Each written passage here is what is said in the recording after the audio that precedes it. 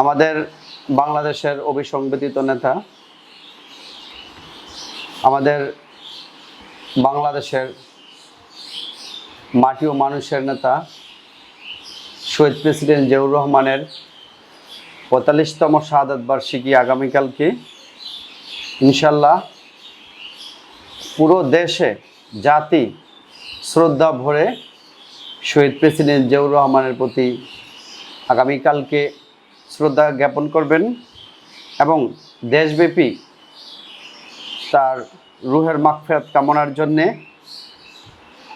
বিভিন্ন তবারক বিতরণ হবে। ১৯৭১ সালে ২৫ মার্চ পাক হানাদার বাহিনীর অতর্কিত আক্রমণে গোটা জাতি যখন অসহায় কিংকর্তব্য বিমূঢ়, তখন চট্টগ্রাম কালুরঘাট রেডিও থেকে বেশ আসা একটি সাহসী কণ্ঠস্বর, আমি মেজর জিয়া বলছি, সেই তেজদীপ্ত কণ্ঠের ঘোষণা ও জাতিকে সশস্ত্র মুক্তিযুদ্ধে ঝাঁপিয়ে পড়া আহ্বানে সেদিন দিশেহারা জাতির প্রাণে নতুন সঞ্জীবনী এনে দিয়েছিল। সুদীর্ঘ ৯ মাস রক্তক্ষয়ী যুদ্ধে আমরা শহীদ প্রেসিডেন্ট জিয়াউর রহমানের নেতৃত্বে স্বাধীনতা অর্জন করতে পেরেছি। এজন্য মহান আল্লাহ তাআলার দরবারে লাখো কোটিয়া শুকরিয়া। আবারও শহীদ প্রেসিডেন্ট জিয়াউর রহমান শুধু বাংলাদেশের নেতাই ছিলেন না, উনি দক্ষিণ এশিয়ায় বাংলাদেশ, ভারত, নেপাল, শ্রীলঙ্কা, ভুটান, এইভাবে পাকিস্তান 7টি দেশ নিয়ে আমাদের সার্ক প্রতিষ্ঠা করেছিলেন এবং আন্তর্জাতিক পরিমণ্ডলে শহীদ প্রেসিডেন্ট জিয়াউর রহমানের অবদান এটা সারা ওয়ার্ল্ডের মধ্যে অবিস্মরণীয় হয়ে আছে।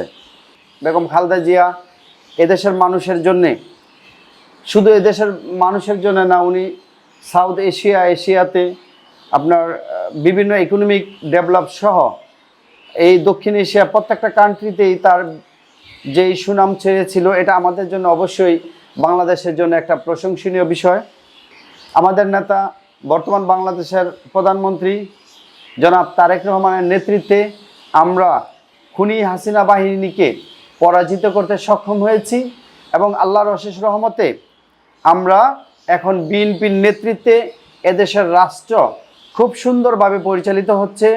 দেখেন, আমরা যারা পলিটিক্স করি, আমি বিগত সেই আওয়ামী লীগ সরকারের আমলে সরকার তুলারব বিশ্ববিদ্যালয়ের নেতৃত্ব দিয়েছি, নারায়ণগঞ্জ মহানগর ছাত্র দলেরও নেতৃত্ব দিয়েছিলাম। তো সেই ২০১০ সালে 111-এর পর যখন এই শেখ হাসিনা ২০০৯ সালে ৩১শে ডিসেম্বর রাষ্ট্রীয় ক্ষমতায় আসে, তখন থেকে আমাদের এই হাসিনা যে বিভিন্ন রাষ্ট্রের বিরুদ্ধে কর্মকাণ্ড করেছিলেন, সেই কর্মকাণ্ডের বিরুদ্ধে আমরা এই সোচ্চার ছিলাম। রাষ্ট্রের যে সন্ত্রাসী বাহিনী ছিল, খুনি হাসিনা, শামীম ওসমানদের বিরুদ্ধে আমরা কথা বলেছি, আমাদের বিরুদ্ধে অনেকগুলো মামলা হয়েছে। আমরা ঠিক এখনও রাষ্ট্রীয় ক্ষমতা আসার পরও আমি ব্যক্তিগতভাবে কাউকে বলতে পারবো না দলীয় প্রভাবে কাউকে গালি দিয়েছি। এখনও পড়াশোনা শেষ করার পাশাপাশি এখনও এই বাপের অর্থবিত্ত বিক্রির টাকা দিয়ে রাজনীতি করতেছি। জুট, হাট, মাঠ, ঘাট, কেউ বলতে পারবো না আমরা কোথাও গিয়েছি। আমি ব্যক্তিগতভাবে না, এগুলো আমরা পছন্দ করি না কখনো। পলিটিক্স করি মানুষের জন্যে। আমাকে যখন গ্রেফতার করা হলো 2018 সালের মার্চের 8 তারিখে সকাল 4টার সময় বিসি এরিয়া থেকে মোবাইল ট্র্যাকিংয়ের মাধ্যমে কারা সেই ষড়যন্ত্রের সাথে জড়িত ছিল, আমাদের এখান থেকে কারা ষড়যন্ত্র করছে সেটাও আমরা জানি। ওয়ার্ড আওয়ামী লীগের বড় বড় নেতারা আছে, তারাও ষড়যন্ত্র করছে, ইভেন এখনও ষড়যন্ত্র করতেছে। এই ষড়যন্ত্রের সাথে যারা জড়িত তাদেরকেও আমরা আইডেন্টিফাই করেছি ইনশাল্লাহ।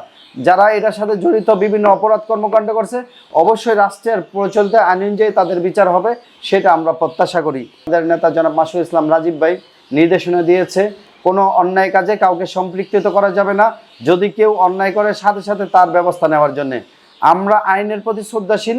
সে যেই হোক, আমাদের দলে হোক আর দলের বাইরে হোক, দলের নাম বিক্রি করে অনেকে অনেক কিছু করার চেষ্টা করতেছে দেখতেছি। তবে তাদেরকেও যথাসময়ে যথাযথভাবে তাদেরকে পানিশমেন্ট করা হবে যারা এই ধরনের অপরাধের সাথে সম্পৃক্ত।